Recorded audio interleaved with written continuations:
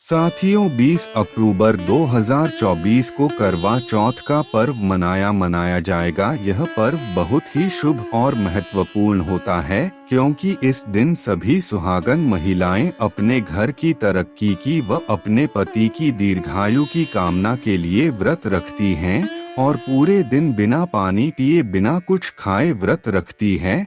यह व्रत सूर्य उदय से पहले लगभग 4 बजे से ही प्रारंभ हो जाता है और रात्रि चंद्र उदय तक चलता है। ऐसा कोई भी व्रत नहीं होता जो सूर्य उदय से पहले प्रारंभ होकर रात्रि में चंद्रोदय के समय तक रखना पड़ता हो, इसलिए यह बहुत महत्वपूर्ण व्रत है। जब रात को चंद्रोदय होता है तब व्रत रखने वाली महिलाएं अपने पति के हाथों से जलपान ग्रहण करके अपना व्रत खोलती हैं। साथियों, इस दिन सुहागन महिलाओं जो व्रत रखती हैं उन्हें करवा चौथ व्रत कथा सुना अनिवार्य होता है। यह कथा कुछ महिलाएं एकत्रित होकर उनमें से कोई एक बुजुर्ग महिला इस कथा को सुनाती है। इस कथा को सुनना व्रत रखने वाली महिलाओं के लिए बहुत ही शुभ माना जाता है। शास्त्रों के अनुसार ऐसा कहा जाता है, जो व्रत रखने वाली महिलाएं करवा चौथ के दिन करवा चौथ व्रत की कथा सुनती हैं या सुनाती हैं, उनके पति की दीर्घायु के लिए माता चौथ उन्हें आशीर्वाद देती हैं और उनके घर की तरक्की के लिए चौथ माता तथा माता पार्वती उसे महिला को आशीर्वाद देती है। साथियों, आज की जानकारी में हम करवा चौथ व्रत कथा सुनने वाले हैं, जिसे सुनने वाले मनुष्य के जीवन में कभी दुख संकट नहीं आते। इसलिए दोस्तों, जितने भी व्रत रखने वाली महिलाएं हैं उन्हें यह व्रत कथा अवश्य सुननी चाहिए। सती कथा को शुरू करने से पहले आप सभी का फिर से एक बार हमारे चैनल पर स्वागत है। साथ में आप सभी से विनती है, वीडियो को लाइक करें, चैनल को सब्सक्राइब जरूर करना। दोस्तों, शास्त्रों के अनुसार करवा चौथ व्रत कथा को सुना करवा चौथ के दिन बहुत ही शुभ माना जाता है। इसलिए यह कथा किसी भी माध्यम से, चाहे टीवी के माध्यम से, चाहे फोन के माध्यम से, चाहे किसी मनुष्य कथावाचक के माध्यम से अवश्य सुनना चाहिए। तो चलिए साथियों, कथा को प्रारंभ करते हैं।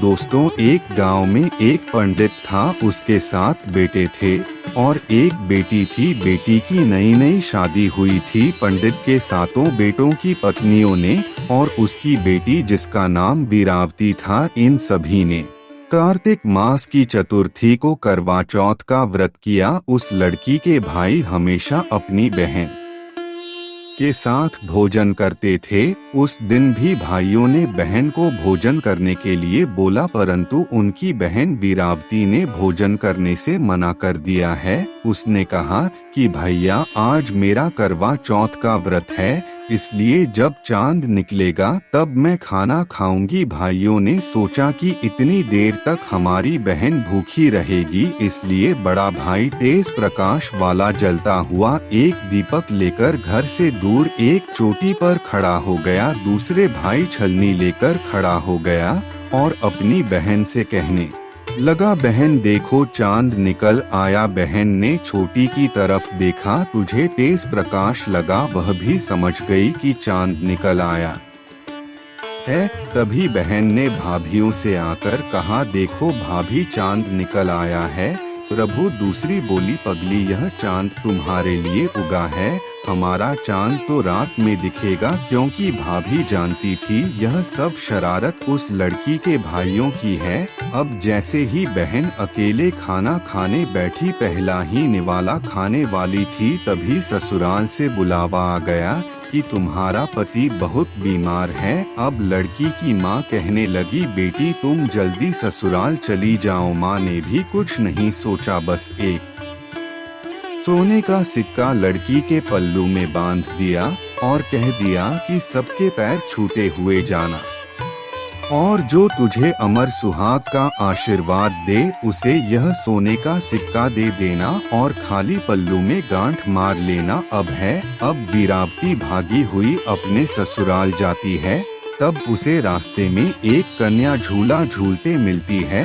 वह सोचती है कि कन्या देवी का रूप होती है और देवी माँ की वह बहुत पूजा करती थी। वह इसी वजह से उसे करने के पैर छूती है और वह कन्या वीरावती को कहती है, बेटी तेरा सुहाग अमर रहे। अब वह अपने सोने का सिक्का उसे कन्या को दे देती है और अपने पल्लू में खाली गांठ मार लेती है। जैसे ही वीरावती ससुराल पहुंचती है, वह देखी है कि उसका पति जिंदा नहीं है और गांव वाले उसे अंतिम संस्कार के लिए ले जाने लगते हैं, परंतु वीरावती अपने पति का अंतिम संस्कार करने से मना कर देती है और गांव वालों से कहने लगती है कि मैं अपने पति का अंतिम संस्कार नहीं होने दूंगी, मैं अपने पति से दूर नहीं रह सकती, मैं एक पतिव्रता और सतीत्व की शक्ति से अपने पति के प्राणों को वापस लाऊंगी।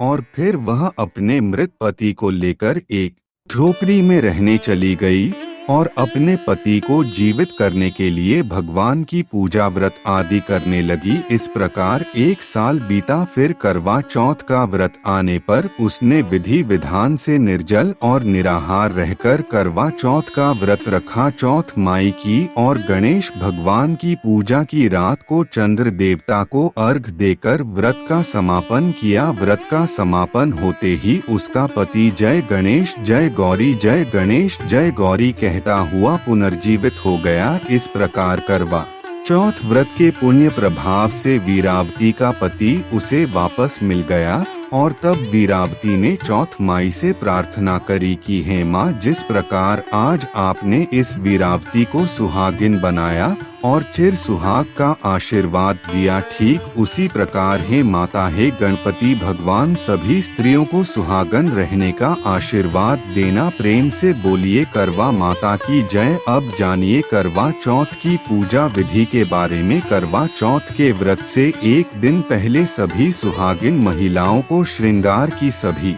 सामग्री अच्छे से चेक कर लेनी चाहिए ताकि कोई सामग्री खराब ना हो और मेहंदी आदि लगा लेनी चाहिए। और साथियों, अब जानते हैं 20 अक्टूबर 2024 को करवा चौथ का शुभ मुहूर्त, चंद्रोदय का समय आदि के बारे में। तो साथियों, इस बार कार्तिक मास की चतुर्थी तिथि प्रारंभ होगी 20 अक्टूबर रविवार सुबह 6:40 से और समाप्त होगी 21 अक्टूबर सोमवार सुबह 4:10 पर। इसलिए हिंदू शास्त्रों के अनुसार इस बार 20 अक्टूबर रविवार के दिन ही करवा चौथ का व्रत रहेगा। 20 अक्टूबर रविवार को ब्रह्मा मुहूर्त सुबह 4:54 से 5:42 तक, अमृतकाल सुबह 3:52 से 5:20 तक रहेगा। रोहिणी नक्षत्र सुबह 8:32 से सारा दिन रहेगा। इस दिन सिद्धि योग भी बन रहा है जो कि शाम 5:43 तक रहेगा। अगर सिद्धि योग में कोई भी काम किया जाए तो वह जरूर सफल होता है। इस दिन राहुकाल दोपहर 4:32 से 6 बजे तक रहेगा। करवा चौथ की पूजा का शुभ मुहूर्त रहेगा शाम 5:40 से 7:10 तक। चंद्रोदय का समय रहेगा रात 8:15 पर चंद्रमा को अर्घ देने और व्रत खोलने का समय रात 8:10 के बाद रहेगा। चंद्रोदय का जो समय है वह अलग अलग शहरों में अलग अलग हो सकता है। चौथ माता तथा पार्वती माता से अपने पति की लंबी उम्र की और अपने आप को सदा सुहागन रहने की विनती करनी चाहिए। चलिए दोस्तों, जानकारी कैसी लगी कमेंट में लिखकर जरूर बताना और वीडियो अच्छी लगी है तो लाइक करना, तो चैनल को सब्सक्राइब जरूर कर लेना। साथियों, मिलते हैं की जानकारी के साथ, तब तक के लिए अपना ध्यान रखना। धन्यवाद।